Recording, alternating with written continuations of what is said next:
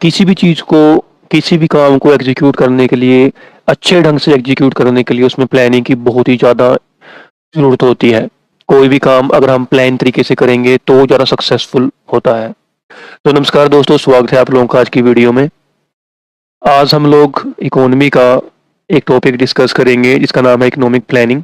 India में कैसे economic जो प्लानिंग है वो शुरू हुई, ये सब कुछ। सबसे पहले ये डिस्कस करते हैं कि इकोनॉमिक प्लानिंग होती क्या है। इकोनॉमिक प्लानिंग का मतलब होता है कि जो भी एक कंट्री के पास, मान लो एक कंट्री है, उसके पास जो भी रिसोर्सेस हैं उनको कैसे लगाना है, कहाँ पर उनको लगाना है, किस डेवलपमेंट पर्पस के लिए उनको यूज करना है, इस चीज की प्लानिंग करने को हम कहते हैं इकोनॉमिक प्लानिंग। इंडिया में इकोनॉमिक प्लानिंग का जो मॉडल है वो यूएसएसआर के मॉडल से प्रभावित है। मतलब कि जो यूएसएसआर मॉडल यूज कर रहा था इकोनॉमिक प्लानिंग का, वही इंडिया में मॉडल यूज किया गया है। जिस मॉडल में स्टार्टिंग की बात कर रहे हैं हम शुरू से, ये उस टाइम पे तो क्या मॉडल था, वो 5 ईयर प्लान्स का मॉडल था कि पंचवर्षीय योजनाएं, कि हर 5 साल के लिए योजना बनाई जाए। मतलब कि इकोनॉमिक प्लानिंग की जाए कि ये आने वाले 5 साल है, मतलब कि 2021 से लेकर 2025 तक, ये 5 साल में क्या क्या गवर्नमेंट करेगी। ये पहले ही 5 साल की जो प्लानिंग है ये पहले ही गवर्नमेंट कर देगी। हाँ जी, हमने ए सेक्टर में इन्वेस्टमेंट करनी है, बी सेक्टर में इन्वेस्टमेंट करनी है, सी सेक्टर में इन्वेस्टमेंट करनी है, या फिर डी सेक्टर में इन्वेस्टमेंट करनी है। कितनी इन्वेस्टमेंट एग्रीकल्चर में होनी चाहिए, कितनी इन्वेस्टमेंट इंडस्ट्री में होनी चाहिए, ये सब कुछ गवर्नमेंट 2020 या 2021 में ही डिसाइड कर लेगी और उस हिसाब से ही चलेगी 5 साल। इसे हम कहते थे पहले पंचवर्षीय योजनाएं, जो इंडिया के अंदर 2015 के अराउंड तक एग्जिस्टेंस में थी। फिर बाद में क्या हुआ, अब कुछ लॉन्ग टर्म जो प्लानिंग है इंडिया उसमें बिलीव करता है, लॉन्ग टर्म पॉलिसी लेके आता है, उस हिसाब से इंडिया चलता है। जैसे कि अभी चल रहा है कि 2047 तक, 2047 तक इंडिया को क्या करना है, डेवलप्ड नेशन बनाना है, एक विकसित देश बनाना है। ऐसे इंडिया लॉन्ग टर्म पॉलिसी पे अब काम करता है। पहले पंचवर्षीय योजनाएं इंडिया के अंदर होती थी। तो ये आपको मैंने बताया कि इकोनॉमिक प्लानिंग है क्या, क्या इसकी डेफिनेशन है और कैसे इंडिया के संदर्भ में इसे यूज किया जा रहा था। अब जितने भी प्लान इंडिया में आए, 12 प्लान जो इंडिया में पंचवर्षीय 12 प्लान आए, उसमें से हम उनको डिस्कस करेंगे सभी को। लेकिन उससे पहले देख लेते हैं कि इकोनॉमिक प्लानिंग इंडिया में स्टार्ट कैसे हुई। इंडिपेंडेंस के बाद की बात करते हैं हम, कि हमने जो पंचवर्षीय योजनाएं शुरू की हैं उसके बारे में हमने बात की। लेकिन इससे पहले क्या था, सबसे पहले ये सब कुछ कैसे स्टार्ट हुआ कि इकोनॉमिक प्लानिंग इंडिया के अंदर होनी चाहिए। तो 1934 के अंदर एम विश्वेश्वरैया जी एक इंजीनियर और पॉलिटिशियन थे, जिन्होंने अपना पहली बार ये कहा कि इंडिया के अंदर जो है इकोनॉमिक प्लानिंग होनी चाहिए। उनकी एक बुक थी प्लान्ड इकोनॉमी ऑफ इंडिया, उसमें उन्होंने इकोनॉमिक प्लानिंग के बारे में कहा था। उसके बाद 1938 में प्लानिंग कमीशन को सेटअप किया गया था जवाहरलाल नेहरू जी के अंडर। ठीक है जी। इसके बाद काफी सारे प्लान आए, जैसे कि बॉम्बे प्लान हो गया, एस एन अग्रवाल प्लान हो गया, एम एन रॉय प्लान हो गया, ये आपको यहाँ पर दे रखे हैं। ठीक है। कुछ इंडस्ट्रियलिस्ट लेके आए, कुछ अलग से लोग जो रेवोल्यूशनरी थे वो लेके आए, ताकि इंडिया में एक अच्छे ढंग की जो है इकोनॉमिक प्लानिंग की जा सके। इसके अलावा जेपी नारायण 1950 में इन्होंने सर्वोदय प्लान को एडवोकेट किया, जो कि गांधीन प्लान से थोड़ा इंस्पायर था। ठीक है, ये सब कुछ तो आप लोग ये देख सकते हो, स्लाइड्स में आपको यहाँ पर दे रखा है। इन सबको, जो ये पंचवर्षीय योजना है, जो 5 ईयर प्लान आ रहे थे, इनको इम्प्लीमेंट कौन कर रहा था, एक एजेंसी कर रही थी, इसका नाम क्या था, प्लानिंग कमीशन। आज के टाइम पे ये नहीं है, 2015 में प्लानिंग कमीशन को रिप्लेस कर दिया गया है बाय नीति आयोग। अब नीति आयोग काम करता है। ठीक है, लेकिन पहले प्लानिंग कमीशन होता था। प्लानिंग कमीशन को सेटअप ही इसलिए किया गया था ताकि इंडिया के अंदर जो 5 वर्षीय योजनाएं हैं, जो 5 ईयर प्लान्स हैं, उनको फॉर्मुलेट किया जा सके। ठीक है, इसको 1950 में फॉर्मुलेट किया गया था और उसी 51 से ही जो है फर्स्ट 5 ईयर प्लान हमारा स्टार्ट होता है, जो 56 तक चलता है। ठीक है जी। और जो भी पीएम होते थे उस टाइम पे करंट में जिस भी टाइम में मतलब जो पंचवर्षीय योजनाएं चल रही है, जो भी पीएम होते थे वही चेयरमैन होते थे प्लानिंग कमीशन के। अब 1951 में पीएम कौन थे? जवाहरलाल नेहरू जी। तो प्लानिंग कमीशन के चेयरमैन कौन बन गए? जवाहरलाल नेहरू जी। तो यहाँ से ये क्वेश्चन बन सकता है कि first chairman of planning commission कौन थे? तो वो थे जवाहरलाल नेहरू जी। ठीक है जी। ये आपको मैंने बता दिया कि बाद में इसको नीति आयोग के द्वारा रिप्लेस कर दिया गया है 2015 में। ये एक चार्ट के द्वारा आपको बताया गया है यहाँ पर कि गोल्स क्या थे 5 प्लान्स के। ग्रोथ, इंडिया में ग्रोथ लेके आना, मॉडर्नाइजेशन, नई नई जो टेक्नोलॉजी है वो इंडिया में लेकर आना, सेल्फ रिलायंस। सेल्फ रिलायंस का मतलब कि इंडिया को जिन चीजों की जरूरत पड़ती है वो इंडिया खुद ही बना सके। जैसे कि डिफेंस के अंदर जो हथियार, जो आर्म्स या वेपन्स इंडिया को चाहिए वो इंडिया बाहर से इंपोर्ट ना करे, उनको इंडिया खुद ही डेवलप कर सके। तो ऐसी टेक्नोलॉजी, ऐसी ग्रोथ जिसमें इंडिया जो भी इंडिया को चाहिए वो अपने आप ही बना ले, उसे हम कहते हैं सेल्फ रिलायंस। इक्वलिटी लेके आना। ठीक है जी। इसके बाद स्टार्ट करते हैं फर्स्ट 5 प्लान से। हर एक प्लान में हम सिर्फ यही देखेंगे मोटा मोटा सा कि उसकी कितनी प्लानिंग में, उस प्लान में किस सेक्टर को ज्यादा तवज्जो दी गई है, कितनी ग्रोथ रेट फिक्स किया गया था, कितना अचीव हुआ है। बस ये मेन से जो हमारे लिए point, paper point of view से इंपॉर्टेंट है वो। तो जी फर्स्ट से स्टार्ट करते हैं। पहले प्लान को सॉरी, पहले प्लान जो था वो हारोल्ड डोमर मॉडल पे बेस्ड था। कई बार ये क्वेश्चन भी आ चुका है कि हारोल्ड डोमर मॉडल पे कौन सा प्लान बेस्ड था? तो वो था फर्स्ट 5 प्लान। इसका मेन फोकस क्या था? Agricultural sector. हमने पहले भी कई वीडियो में डिस्कस किया है कि जब इंडिया को इंडिपेंडेंस मिली थी तो उस टाइम पे नियरली 70% जो पॉपुलेशन थी वो एग्रीकल्चर पे डिपेंड थी। तो बिल्कुल सिंपल सी बात है, जिस सेक्टर में ज़्यादा पॉपुलेशन लगी होगी उसी सेक्टर को जो है गवर्नमेंट तवज्जो देगी। इसलिए गवर्नमेंट ने पहले 5 प्लान में तवज्जो किस सेक्टर को दी? एग्रीकल्चर सेक्टर को। ठीक है जी।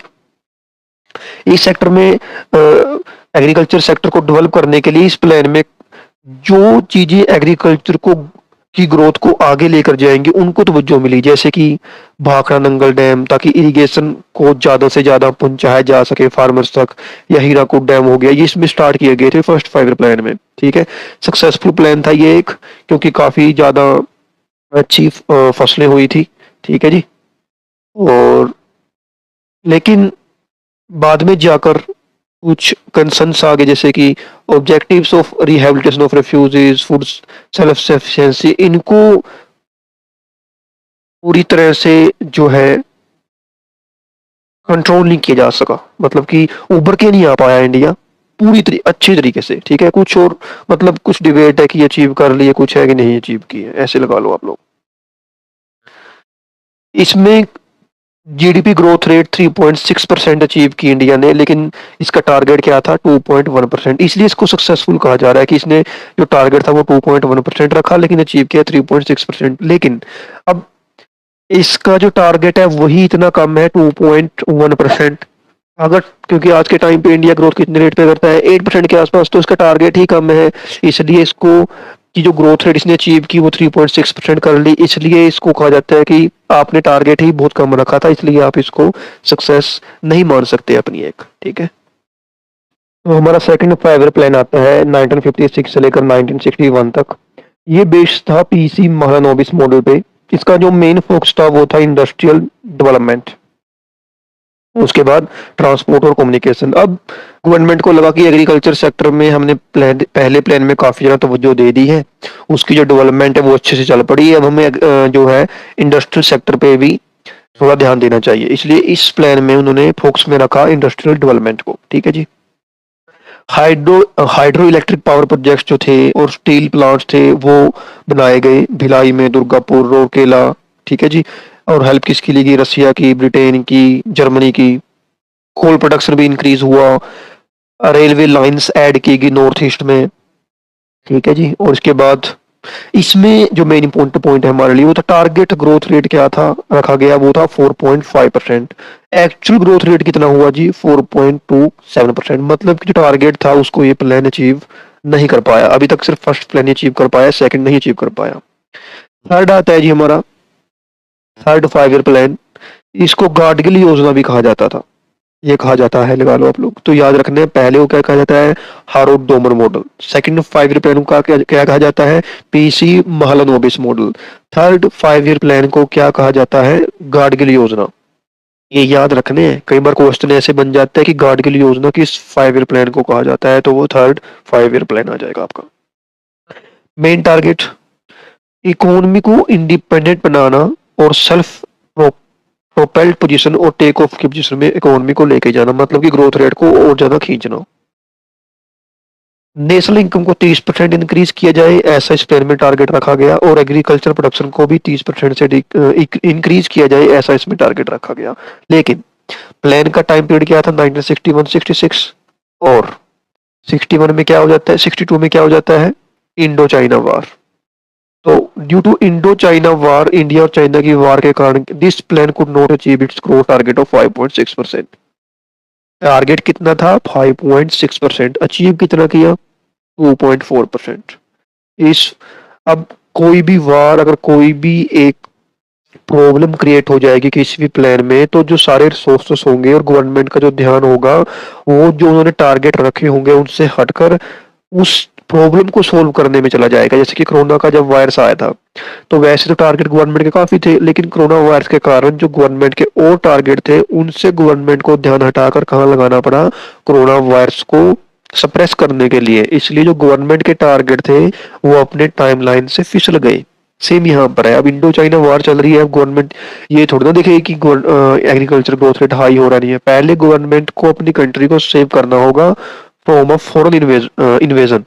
सो इसलिए वहां पर जो टारगेट रखा था वो गवर्नमेंट अचीव नहीं कर पाई थी। ठीक है जी, तीन हमारे जो 5 ईयर प्लान थे वो हो गए। फोर्थ पे चलते हैं। अब 1966 तक हमारा जो था थर्ड 5 ईयर प्लान था, लेकिन गवर्नमेंट को क्या महसूस हुआ कि अभी हम लॉन्ग टर्म जो पॉलिसी है उसको लेकर नहीं चल सकते, क्योंकि अभी हमें शॉर्ट टर्म पॉलिसी में चलना पड़ेगा। क्योंकि एक तो 1962 में पहले इंडो चाइना वार हो चुकी थी, उसके बाद 1965 में अगेन क्या हो गया था, इंडिया पाकिस्तान वार हो गई थी। तो गवर्नमेंट को लगा कि अभी लॉन्ग टर्म पॉलिसी के लिए ये टाइम अच्छा नहीं है, शॉर्ट टर्म पॉलिसी पे चलते हैं। जब भी 5 ईयर प्लान्स को कैंसिल किया जाएगा और शॉर्ट टर्म पॉलिसी ली जाएगी, 5 ईयर प्लान्स के अंदर की बात कर रहा हूं मैं, मतलब 5 ईयर प्लान के टाइम पीरियड की बात की जा रही है। 5 ईयर 12th 5 ईयर प्लान और फर्स्ट 5 ईयर प्लान के बीच की बात की जा रही है। मैं 12th की बात नहीं कर रहा, वो अलग पॉलिसी है, वो लॉन्गर टर्म पॉलिसीज है। लेकिन जब पहले और बाद में 5 ईयर प्लान्स जो आएंगे उनके बीच में जो टाइम पीरियड होगा, अगर वहां पर कोई 5 ईयर प्लान एक्टिवेट नहीं होगा, तो उस टाइम पीरियड को हम क्या कहेंगे, प्लान हॉलीडे या फिर एनुअल प्लान्स। ठीक है, ये अभी यहाँ पर आया है आपके पास, प्लान हॉलीडे और 3 एनुअल प्लान्स गवर्नमेंट ने लॉन्च किए। इसके लिए मैंने आपको पहले ही बता दिया कि इंडो पाकिस्तान वार और failure of the third plan, क्योंकि तीसरा प्लान फेल हो चुका है, तो गवर्नमेंट अभी शॉर्ट टर्म फोकस कर रही है और फिर बाद में दोबारा फिर वो क्या करेगी, 5 ईयर प्लान्स को लेकर आएगी। तो 3 5 ईयर प्लान्स कौन से आए, 66 से 67, सॉरी 3 एनुअल प्लान्स कौन से आए, 66 से 67 एक एनुअल प्लान 1 साल का ये हो गया, 67 टू 68 दूसरा ये हो गया, 68 टू 69 थर्ड ये हो गया। इसमें भी वैसे ही प्रायोरिटी दी गई एग्रीकल्चर को भी, उसके जो बाकी लगते हुए सेक्टर साथ में हैं उनको भी, जैसे कि डेयरी फार्मिंग हो गया, पोल्ट्री फार्मिंग हो गया, इंडस्ट्री सेक्टर को भी इसमें जो है इक्वल प्रायोरिटी दी गई। गवर्नमेंट ने इसी टाइम पे डिवैल्यूएशन ऑफ रुपी को जो था डिक्लेयर किया, ताकि इंडिया से एक्सपोर्ट इंक्रीज हो सके इंडिया के। ठीक है, और मैं अभी आपको बताता हूँ डिवैल्यूएशन ऑफ रुपी क्या होता है, थोड़ा इसको कंप्लीट कर दें। Main reason for plan holiday were the war, lack of resources and increase of inflation, ये सब कुछ था रीजन प्लान हॉलीडेज के लिए। ठीक है जी। डिवैल्यूएशन ऑफ रुपी क्या होता है, डिवैल्यूएशन ऑफ रुपी होता है जब कोई गवर्नमेंट अपने करेंसी की वैल्यू किसी दूसरी करेंसी की वैल्यू के कंपैरिजन में अपने आप ही कम कर देती है, इसे हम कहते हैं डिवैल्यूएशन ऑफ रुपी। एक होता है डेप्रिसिएशन, एक होता है डिवैल्यूएशन। डिवैल्यूएशन गवर्नमेंट अपने आप करती है, ताकि जो जिस गवर्नमेंट ने अपनी करेंसी की वैल्यू डिक्रीज की है, उस करेंसी की जो चीजें हैं या उस कंट्री की जो चीजें हैं बाकी दूसरी कंट्री में जाकर चीप रेट्स पे बिक सकें और compete कर पाएं। डेप्रिसिएशन में क्या होता है, जब किसी कंट्री की करेंसी की जो वैल्यू है वो उसकी इकोनॉमिक कंडीशन के कारण डेप्रिशिएट हो जाती है। मतलब गवर्नमेंट नहीं करती, लेकिन उस कंट्री की इकोनॉमिक जो प्रोस्पेरिटी है वो बिल्कुल ही खत्म हो गई, इसलिए उसकी जो करेंसी है वो अपने आप ही डेप्रिसिएशन कर रही है। ठीक है जी, तो ये होता है, दो चीजें होती हैं। इसके अलावा एक यहाँ पर इम्पोर्टेंट चीज, एक इम्पोर्टेंट पॉइंट और भी है कि ग्रीन रेवोल्यूशन इंडिया में कब आया था, इन्हीं प्लान हॉलीडे के टाइम पे आया था। ये आपको याद रखना है, कई बार क्वेश्चन आ जाता है कि ग्रीन रेवोल्यूशन किस 5 ईयर प्लान में आया था। उस टाइम पे 5 ईयर प्लान था ही नहीं, ये 1966 में आया है। उस टाइम पे प्लान हॉलीडे चल रहे थे। ठीक है, तो 1966 में ग्रीन रेवोल्यूशन इंडिया के अंदर आया था। और फादर ऑफ ग्रीन रेवोल्यूशन किसको माना जाता है, स्वामीनाथन जी को। ठीक है जी, ये आपको याद रखना है। एक 5 ईयर प्लान और कर लेते हैं, फिर हम नेक्स्ट वीडियो में करेंगे जो बाकी रह जाएंगे। आज मेरी थोड़ी सी तबीयत खराब है तो मैं ज़्यादा बोल नहीं पा रहा, लेकिन फिर भी हम ये लोग एक प्लान और कर लेते हैं। तो फोर्थ 5 ईयर प्लान आ जाता है 1969 से लेकर 1974 तक, क्योंकि 69 तक क्या चल रहे थे हमारे 3 एनुअल प्लान्स। फिर दोबारा फिर 5 ईयर प्लान्स गवर्नमेंट, फिर ये जो वार हुई थी पाकिस्तान के साथ, चाइना के साथ, इसको इससे रिकवर करके दोबारा फिर 5 ईयर प्लान्स पे ध्यान देती है। और गवर्नमेंट किसकी चल रही है अब, इंदिरा गांधी जी की। There are two main objectives of this plan, growth, ये फोर्थ 5 ईयर प्लान की बात की जा रही है। Growth with stability and progressive achievement of self reliance. देखा, एक बात आपको मैं बताता हूँ, यहाँ पर जो सेल्फ रिलायंस गवर्नमेंट आज कर रही है ना, ये सेल्फ रिलायंस गवर्नमेंट 1950 से कर रही है कि हम सेल्फ रिलायंट होंगे, लेकिन अभी तक हो नहीं पाए हम लोग। कोशिशें जारी है, लेकिन बहुत कुछ चाहिए उसके लिए। एक पॉलिटिकल विल जो होनी चाहिए अपनी कंट्री को आगे लेके जाने के लिए, वो होनी चाहिए, जैसे कि चाइना के पास थी। ये हम टॉपिक डिस्कस करेंगे किसी दिन कि चाइना और इंडिया दोनों कंपैरिजन करेंगे हम लोग।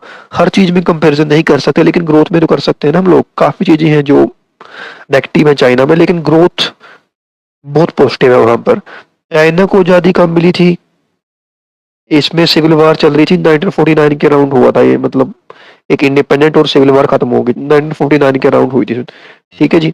इंडिया को आजादी कब मिली है, 1947 में। 2 साल पहले चाइना से इंडिया में स्टेबिलिटी आ गई थी।